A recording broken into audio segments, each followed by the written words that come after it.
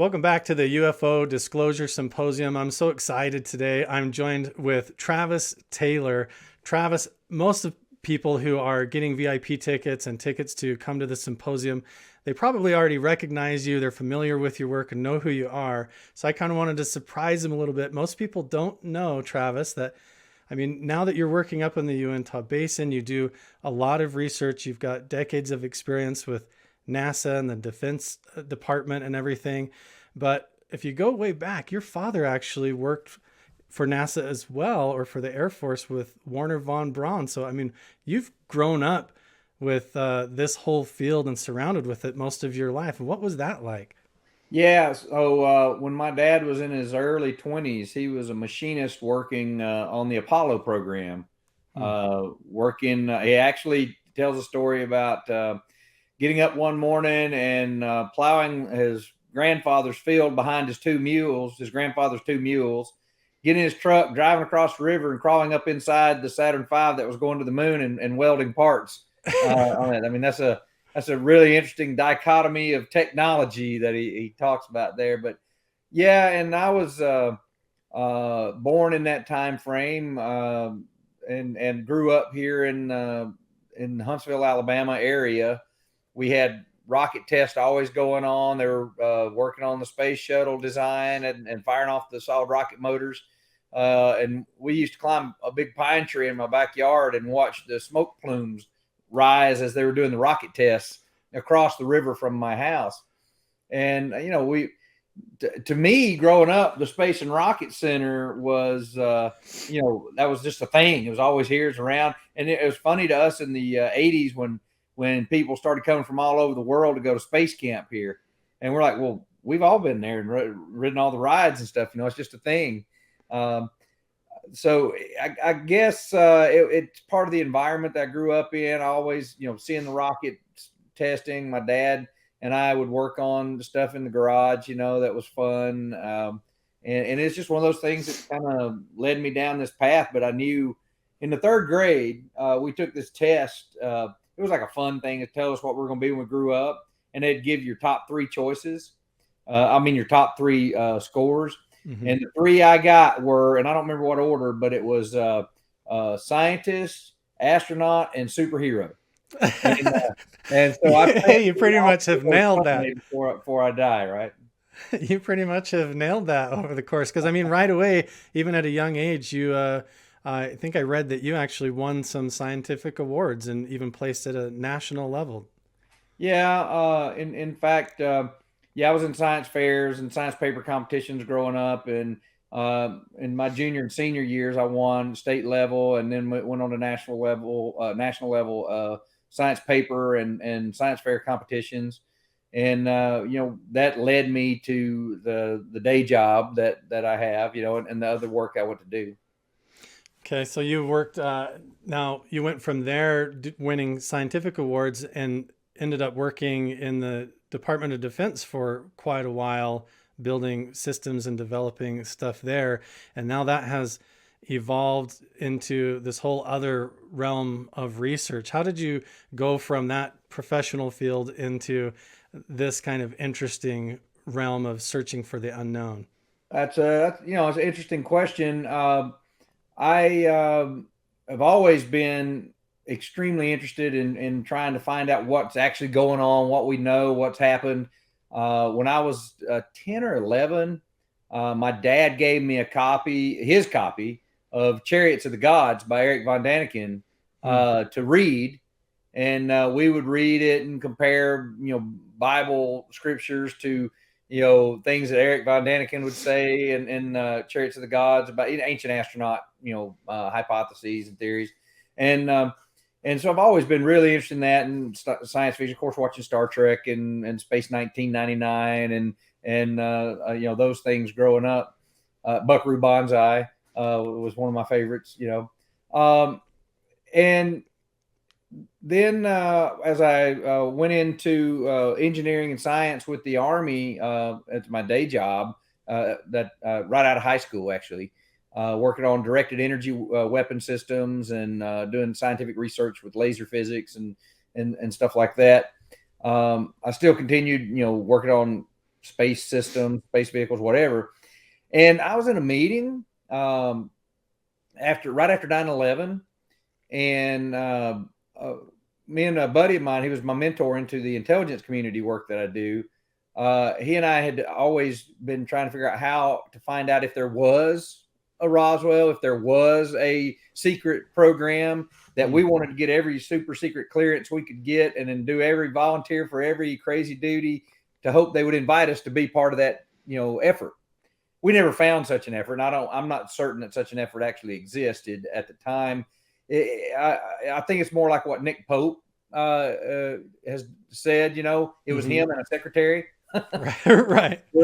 I don't think it was a big secret bunch of men in black running around, but maybe I have no proof one way or the other. But anyway, we were in this meeting after 9/11, and we were asked to help solve problems, to solve this asymmetric war that we were in. America's a high technology, and then the terrorists had very low technology, and so it was a very asymmetric set of technologies in the combat. And one of the generals in the meeting said something like, "Well, we need to put ourselves in their shoes and walk a mile in their shoes." And I kind of laughed, and I said, "Well, sir, Americans, poor people, have Xboxes and cars. Yeah. We will never be able to understand and walk a mile in the shoes of folks at that level of poverty and a whole different kind of world." Right. And I said, and I made the joke, the only way we would ever be in an asymmetric warfare that extreme would be if we were invaded by aliens. True. And everybody kind of giggled. And so then later at the break area, well, this colonel came up to us, and a CIA guy came up and said, "Hey, what would we do if we were invaded by aliens?" And me and Bob Bone, he was my mentor into the intelligence community, Dr. Bone, and I, we looked at each other and said, "We know there ought to be a plan. Is there a plan? Does somebody have a plan? Is it out there somewhere?" And so we started looking, and it led us to the path of, I don't think there is a plan. We should write a book that at least is the start of a plan. And so we wrote this book. I don't know if you can see it. This right here, Alien Invasion Out of Infinity. It's a textbook. Basically, number one, what's the probability of an alien invasion? Turns out it is finite. It's not zero.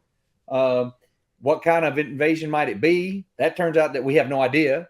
It could be a religious invasion. It could be a political invasion. It could be a biological, a mechanical, standard warfare like in the movies. It could be something you can't even understand we're being invaded until it's too late, right? Right.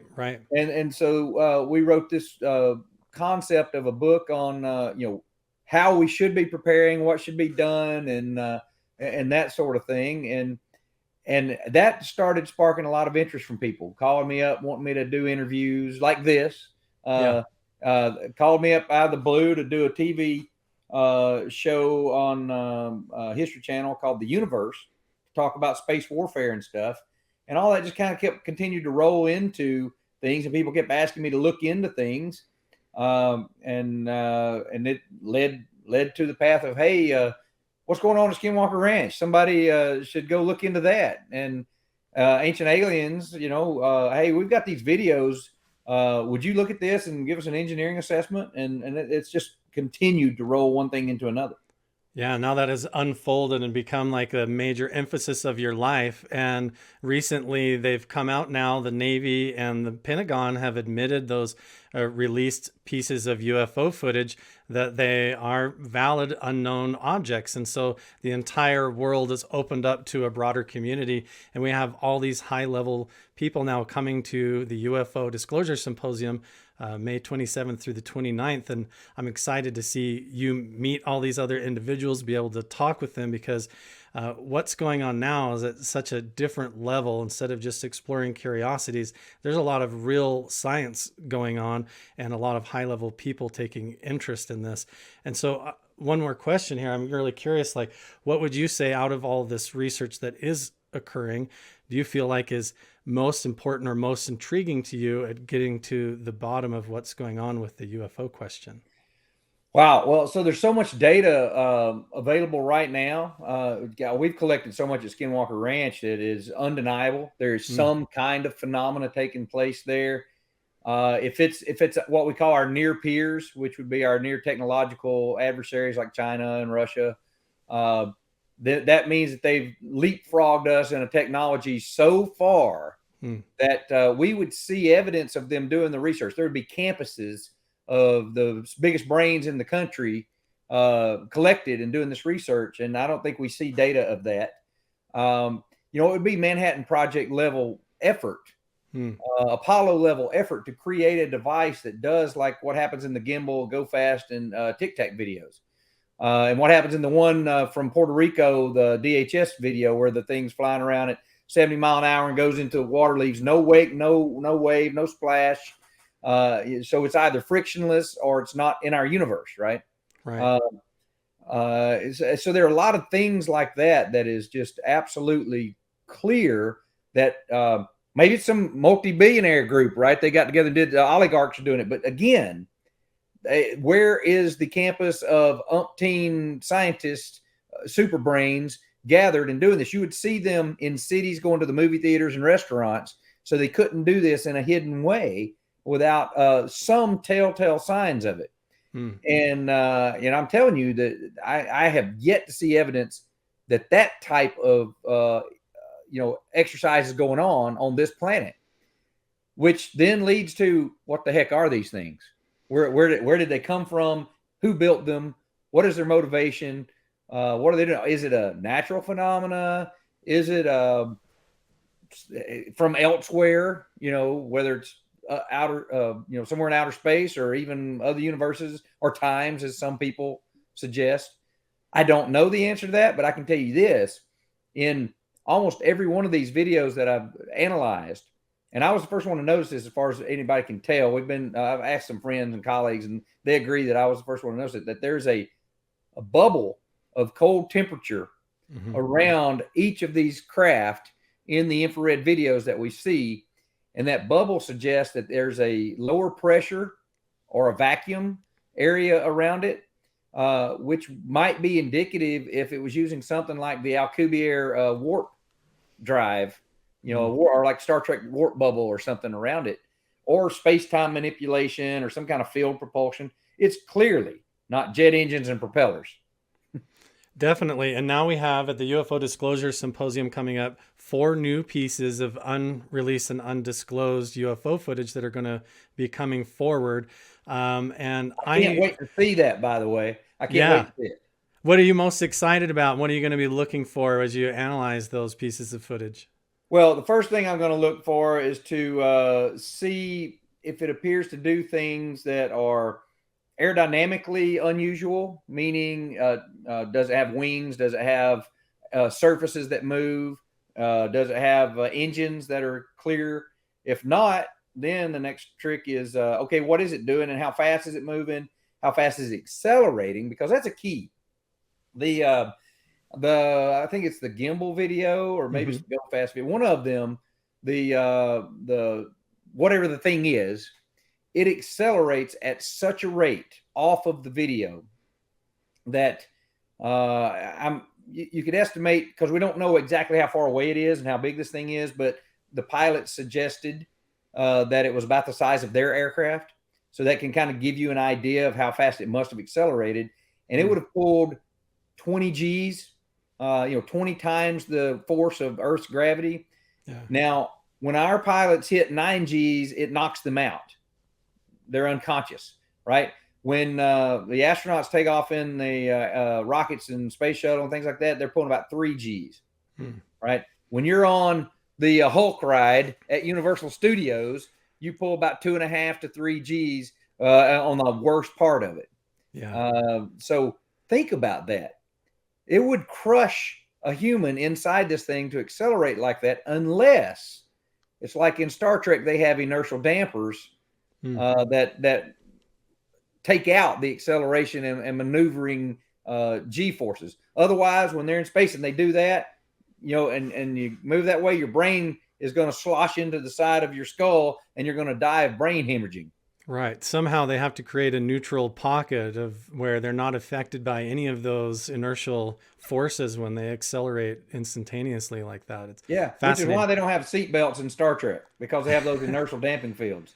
That makes sense. Travis, I cannot wait for the convention. I can't wait to come up there and hang out with you. I highly respect all your work, everything that you've Thank you. done up there in the Uintah Basin, and all your friends. I know a lot of the people that you work with on your team there. I love those guys. They're such great people. And I'm really They excited might to. make an appearance. I've talked to them. They're local, so they might stop by just to hang out with me. Because I don't, when I'm at home, I don't get to see them. I talk to them on the phone and stuff. So, But they might be hanging around this conference. So you never know. You might see the other guys from Skinwalker Ranch. I hope so. It'd be really cool to see everybody again. So if you're interested, you want to hear Travis's full presentation, make sure to get your tickets and VIP tickets at the UFO Disclosure Symposium.com. You're not going to want to miss it, and we'll see you there.